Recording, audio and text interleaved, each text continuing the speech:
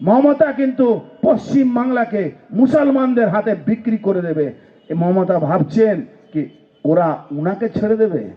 আরে চিন্তা করবেন না দিদিমণি, 26-এ যদি সরকার আপনার হয়ে 26-এ 6 মাস যেতে যেতে এই হুমায়ুন কবির, এই সিদ্দিকুল্লাহ চৌধুরী, এই ববি হাকিম আপনাকে লাত্তি মেরে পশ্চিম বাংলা ওই যে চেয়ারে বসেছেন নবান্ন, ওখান থেকে আপনাকেও তাড়াবে। নালে আপনি ওই হিজাব পরে ইসলাম ধর্ম সরাসরি গ্রহণ করুন, আর বলবেন না আমি ব্রাহ্মণে ঘরের মেয়ে, আর আপনাকে বলতে হবে না, আর আপনি বলতে পারবেন না, আপনাকে লা ইলাহা ইল্লাল্লাহি বলতে হবে, আপনাকে আপনাকে হিন্দু সাজতে হবে না, আপনাকে আর ব্রাহ্মণ সাজতে হবে না। তাই সজাগ হওয়া, সচেত হওয়া সময় এসে গেছে। এসআইআর কে বলছেন এনআরসি হচ্ছে।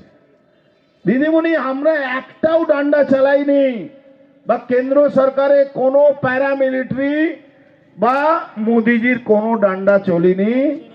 আপনার দুধেল গায়েরা দিন রাত বর্ডারে পালাচ্ছে, আর আপনি দাঁড়িয়ে দাঁড়িয়ে কাঁদছেন, হেরে আমার ভাইরা চলে গেল, আমার বন্ধুরা চলে গেল। আটকাতে পাচ্ছেন?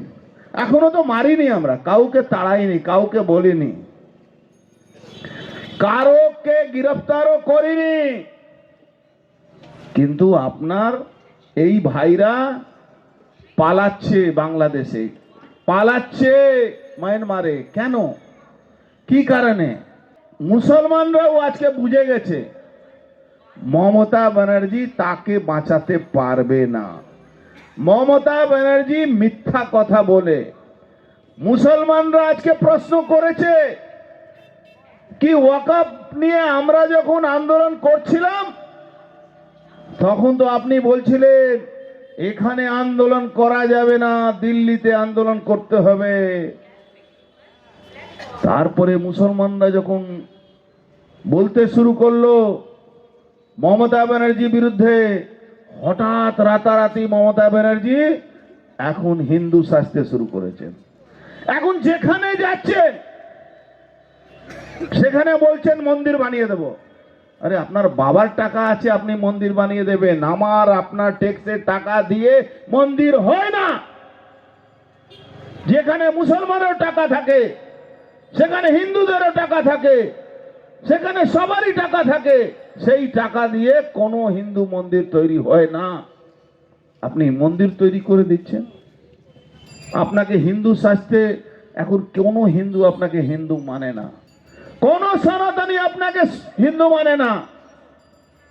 যে মহিলা মাথায় হিজাব পরে রেড রোডে নামাজ পড়ার পরে ভাষণ দিচ্ছেন কি হিন্দু ধর্ম একটা গন্দা ধর্ম, আপনারা কাফিরকে ছাড়বেন না, কাফিরকে ছাড়বেন না আপনারা। সেই মমতা ব্যানার্জির উপরে সনাতন ধর্মে মানুষ বিশ্বাস করবে? কখনো করবে না। এই ভুল যদি আরো 26-এ যদি করি, বাংলাদেশ থেকে তাও একটা কাপড়ে পালিয়ে এসেছিলেন, এখান থেকে সেটাও নিয়ে যেতে দেবে না মমতা ব্যানার্জি। পুলিশ যেরকম সোহরাওয়ার্দী 1946 সালে করেছিল, সেই এই রাস্তায় মমতা ব্যানার্জি করে দিয়ে প্রত্যেকটা থানায় 2, 3, 4 মুসলমান অফিসার ঢুকিয়ে দিয়েছে। প্রত্যেকটা থানা আপনার আমার অধিকার কেড়ে। ওবিসি এ, আপনার মনে আছে ওবিসি এ, তার জন্য সুপ্রিম কোর্ট হাইকোর্ট হয়েছে, কিছুদিন আটকালো। আবার আমাদের দেশে কিছু আইন ব্যবস্থাও আপনারা জানেন, ওখানেও এই সেকুলারিজমে কিছু পোকা আছে, যারা জেএনইউ থেকে পাস করেছে, তারা ভারত বিরোধী তারা আছে, তারা বসে বসে আমাদের দেশকে কিভাবে খণ্ডিত করতে হবে, যারা বলবে ভারত তেরে হোঙ্গে টুকরে টুকরে ইনশাআল্লাহ ইনশাআল্লাহ, তাকে কিছু বলবে না।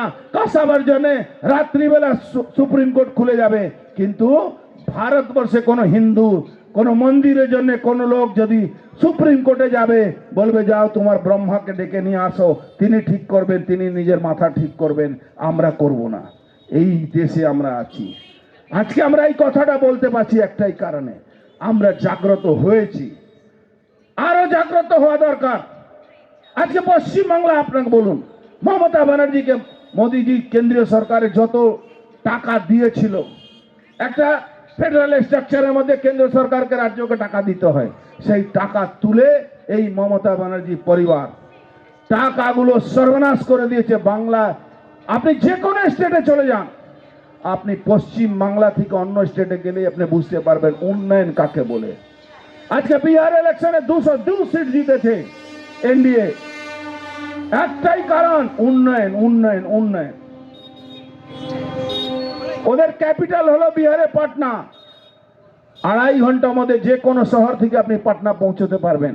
আপনি চলে যান এখানে, কোন রাস্তা ঠিক আছে? ন্যাশনাল হাইওয়ে ছাড়া কোন রাস্তায় চলে যান। আজকে প্রত্যেকটা স্টেশন রেলওয়ে স্টেশন আমাদের কেন্দ্র সরকার দেখুন রেলওয়ে স্টেশনের চেহারা পাল্টে গেছে। এইমস তৈরি হয়েছে, ওখানে গিয়ে এই মমতা ব্যানার্জি ওখানকার অফিসারদেরকে সিআইডি মামলা দিয়ে সেখানে মুসলমানদের ভর্তি হচ্ছে, সেখানে তারা মুসলমানরা ঢুকে ঢুকে জোর করে ওখানে চাকরি পাচ্ছে। একটা শব্দ তৃণমূল বলবে না কেন? এই দুর্বল গায়ে ছাড়া এদের কিছু কিচ্ছু নেই। আপনাদেরকে সবাইকে ভাবতে হবে। আমি বলছি যারা তৃণমূল করছেন হিন্দুরা, তারাও ভাবুন, যখন মুসলমানরা মারবে, যখন বাংলাদেশ মতন পাকিস্তান মতন আমাদেরকে তাড়াবে, তখন কিন্তু কেউ দেখবে না যে তৃণমূল করে হিন্দু আছে, একটা বিজেপি করা হিন্দু আছে, বা একটা সিপিএম করা হিন্দু আছে। সবাইকে কিন্তু এখান থেকে মারবে, সবাইকে তাড়াবে। বাঙালি হিন্দু জাতিটাকে শেষ করার একটা চক্রান্ত চলছে। কেন? এরা জানে বাঙালি হিন্দু একটা শান্ত প্রবৃত্তি মানুষ, তারা নিজের নিজের পরিবারের মধ্যে বেশি চিন্তা ভাবনা করেন। কিন্তু একটা এখন নিজের জাতির লড়াই এখন হয়ে গেছে। মমতা কিন্তু পশ্চিম বাংলাকে মুসলমানদের হাতে বিক্রি করে দেবে। মমতা ভাবছেন কি ওরা উনাকে ছেড়ে দেবে? আরে চিন্তা করবেন না দিদিমণি, 26-এ যদি সরকার আপনার হয়ে 26-এ 6 মাস যেতে যেতে এই হুমায়ুন কবির, এই সিদ্দিকুল্লাহ চৌধুরী, এই ববি হাকিম আপনাকে লাত্তি মেরে পশ্চিম বাংলা ওই যে চেয়ারে বসেছেন নবান্ন, ওখান থেকে আপনাকেও তাড়াবে।